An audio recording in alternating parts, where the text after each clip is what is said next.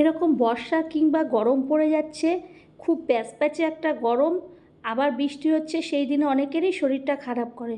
তখন যদি এরকম একটা মাছের ঝোল আপনি তাদের পাতে গরম ভাতে দেন, অনায়াসে পুরো ভাতটা তারা খেয়ে উঠবে। নমস্কার বন্ধুরা, বং কিচেন বনানি নতুন একটা রেসিপিতে স্বাগত জানাই। আমি আজকে যে রান্নাটি করব সেটি বাটা মাছ দিয়ে আর রাঁধুনি কালো জিরা বাটার একটা পাতলা ঝোল। তার জন্য আমি সরাসরি একটা কড়াই বসিয়ে দিয়েছি। কড়াইটার মধ্যে সর্ষের তেল গরম করতে দিয়েছি এবং তার মধ্যে একটু লবণ ফেলে দিয়েছি যাতে মাছগুলো তলায় না ধরে। এদিকে বাটা মাছগুলোকে আগে থেকে নুন হলুদ মাখিয়ে ভালো করে ধুয়ে রেখেছিলাম।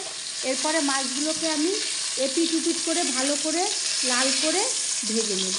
তো আমার চ্যানেলটি যদি এখনও সাবস্ক্রাইব না করেন তো প্লিজ সাবস্ক্রাইব করবেন, লাইক শেয়ার কমেন্ট করবেন, পাশে থাকা বেল বাটন টিপবেন, তাহলে যে কোনো রেসিপি আপনাদের কাছে আগেই পৌঁছাবে। এইভাবে আমি এপিট উপিট করে মাছগুলোকে একদম লাল লাল করে ভেজে নিলাম এবং একটা পাত্রের মধ্যে আমি এই মাছগুলোকে তেলগুলো ছেঁকে ছেঁকে তুলে নেব। তো বন্ধুরা, আমি এই রেসিপিটা কীভাবে করব শেষ পর্যন্ত না দেখলে একদমই বুঝতে পারবেন না। তার জন্য আপনাদের শেষ পর্যন্ত দেখতে হবে। ওই তেল একদম তেতে উঠবে তখনই মাছটাকে দিতে হবে, কারণ না হলে মাছটা হয়তো তলায় ধরে যেতে পারে, জ্যান্ত মাছ তো। সেই কারণে আমি আবারও লাস্টে যে মাছটা ছিল তাকেও তেল ঝরিয়ে আমি খুন্তি দিয়ে মাছগুলোকে এইভাবে সমস্ত মাছ কয়টা ভেজে নেব। ওই তেলের মধ্যেই আমি দিয়ে দেব কাঁচকলাকে আগে থেকে কেটে ধুয়ে এবং হলুদ মাখিয়ে, যাতে কষ ভাবটা না থাকে সেই কারণে হলুদ মাখিয়ে আগে থেকে রেখে দিয়েছিলাম। এরপরে আমি ভেজে নেব, কাঁচকলাগুলোকে একটু ভেজে নেব এপিট উপিট করে। ভালো করে ভাজলে তাহলে সবজির মধ্যে দিলে ভালো লাগবে। এরপরে কাঁচকলাগুলোকে তেলগুলো ঝরিয়ে একটা প্লেটের মধ্যে তুলে নেব। এরকম করে সমস্ত কাঁচকলাগুলোকে, যার সবজি আছে সেগুলোকে এরকম ভেজে নেব। তারপরে ওই তেলের মধ্যেই কাঁচকলা তোলার পরে আলুগুলোকে আগে থেকে ধুয়ে রেখেছিলাম, সেই আলুগুলোকেও একটু ভেজে নেব, লালচে করে ভেজে নেব। তো বন্ধুরা, এইরকম হঠাৎ বর্ষা, হঠাৎ গরম, প্রচণ্ড গরম, তার মধ্যে বর্ষা, তো অনেকেরই শরীরটা খারাপ হয়ে যাচ্ছে, পেটেরও গোলমাল হয়ে যায়।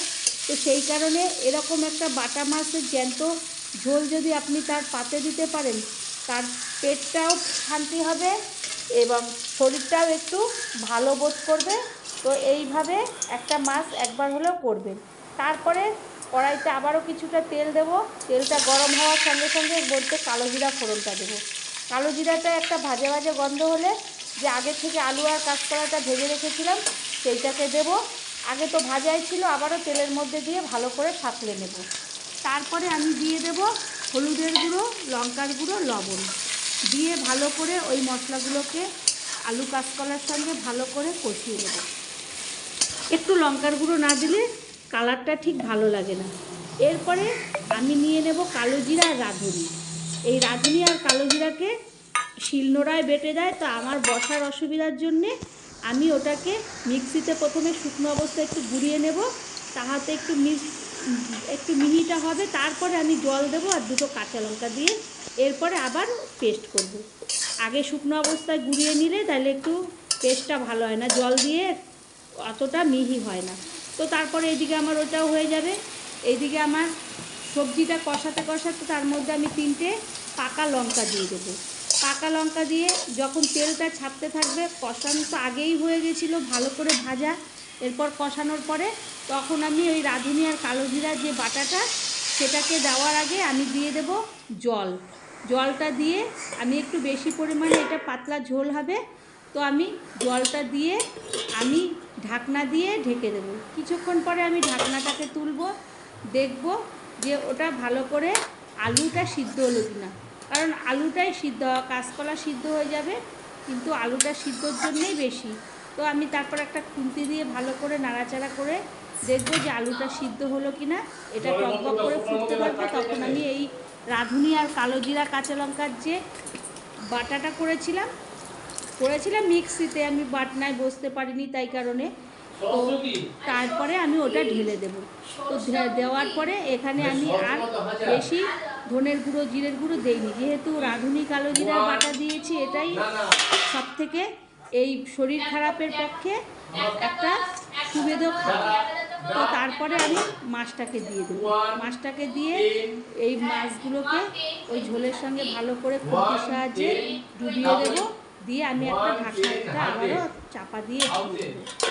তো আবারও 5 মিনিট পরে ঢাকনাটাকে তুলবো, তুলে দেখবো আমার মাছটা রান্না হয়ে গেছে। এরকম একটা বর্ষার দিনে কিংবা গরমের দিনে এরকম একটা বাটা মাছের ঝোল যদি পাতে পড়ে, আর যদি ভাতটা গরম থাকে, অনায়াসে পুরো ভাতটা এই খাবার দিয়েই খেয়ে নেবে এবং তার খুবই ভালো লাগবে।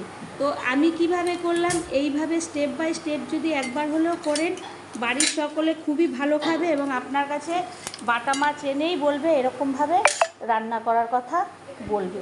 আর আপনিও দেখবেন যে খেতে খুবই ভালো লাগবে, সুন্দর লাগে। যদি আমার এই রকম একটা রান্না আপনাদের ভালো লেগে থাকে, তাহলে আবারও কোনো একটা রেসিপিতে দেখা হবে। ততক্ষণের জন্যে ধন্যবাদ।